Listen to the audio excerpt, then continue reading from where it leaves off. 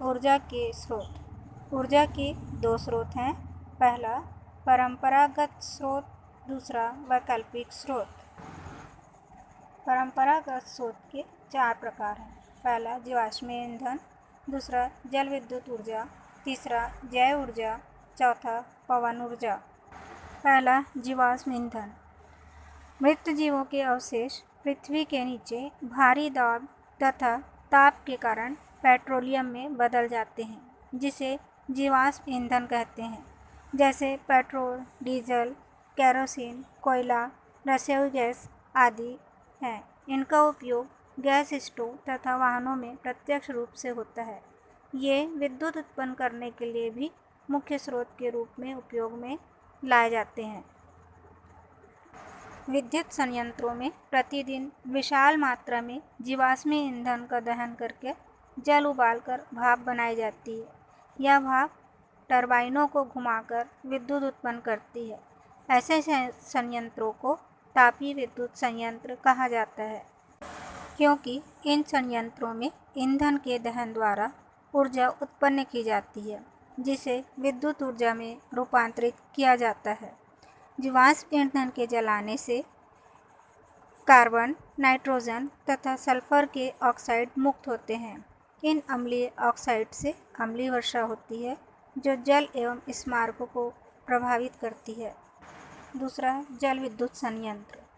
जल विद्युत उत्पन्न करने के लिए नदियों के बहाव को रोककर बड़े जलाशयों में जल एकत्रित करने के लिए ऊंचे ऊंचे बांध बनाए जाते हैं। इन जलाशयों में वर्षा के समय जल संचित होता रहता है। गिरते हुए जल की स्थितिज ऊर्जा को गतिज ऊर्जा में बदलकर टरबाइन पर डाला जाता है।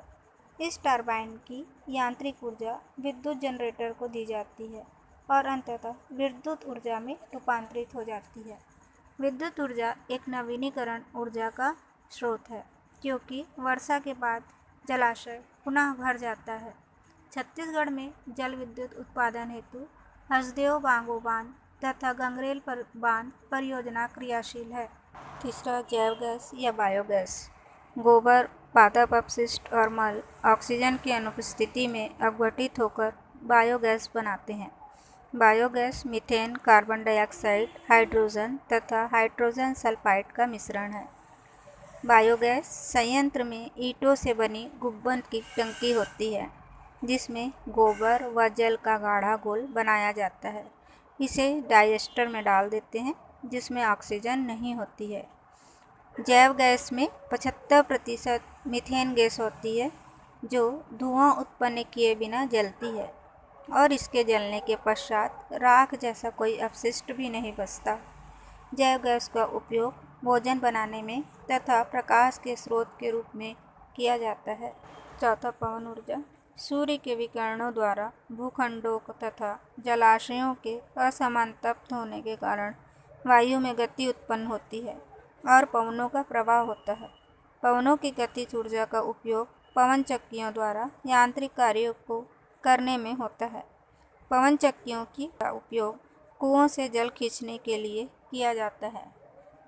पवन चक्की की घूर्णी गति का उपयोग जनरेटर के टरबाइन को घुमाने के लिए किया जाता है। किसी विशाल क्षेत्र में बहुत सारी पवन चक्कियाँ लगाई जाती हैं, जिसे पवन ऊर्जा फार्म कहते हैं।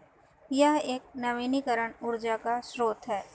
भारत में गुजरात, राजस्थान, पश्चिमी मध्य प्रदेश, समुद्र तटीय क्षेत्र, दक्षिणी तमिलनाडु, बंगाल की खाड़ी और कर्नाटक के कुछ भागों में पवन ऊर्जा फार्म बनाए गए हैं। ऊर्जा के वैकल्पिक स्रोत। ऊर्जा के 4 वैकल्पिक स्रोत हैं। पहला सौर ऊर्जा, दूसरा समुद्री ऊर्जा, तीसरा भूतापीय ऊर्जा, चौथा नाभिकीय ऊर्जा। पहला सौर ऊर्जा। सौर ऊर्जा का अर्थ धरती पर पड़ रहे सूर्य के प्रकाश और उष्मा से है। सूर्य ऊर्जा का विशाल स्रोत है। सूर्य ऊर्जा परंपरागत स्रोतों से भिन्न होती है। सौर ऊर्जा के तत्काल रूपांतरण द्वारा विद्युत ऊर्जा उत्पन्न की जा सकती है। सौर तापन युक्तियाँ। वे युक्तियाँ जिनमें सौर ऊर्जा का अधिकाधिक संग्रह किया जा सकता है, सौर तापन युक्तियाँ कहलाती हैं। सोलर कुकर एक युक्ति है जिसे सूर्य द्वारा विकिरित ऊष्मा ऊर्जा का उपयोग करके खाना पकाने के लिए किया जाता है। यह एक काली सतह एवं कांच के आवरण से बना बक्सा है। इसमें चावल एवं दाल को पकाया जा सकता है। सोलर कुकर का तापक्रम 100 सेंटीग्रेड होता है। इस कारण इसका उपयोग तलने एवं रोटी पकाने में नहीं किया जा सकता। सूर्य का विकिरण काली सतह पर शोषित किया जा सकता है, जिसके परिणाम स्वरूप सतह एवं आसपास के क्षेत्र गर्म होते हैं।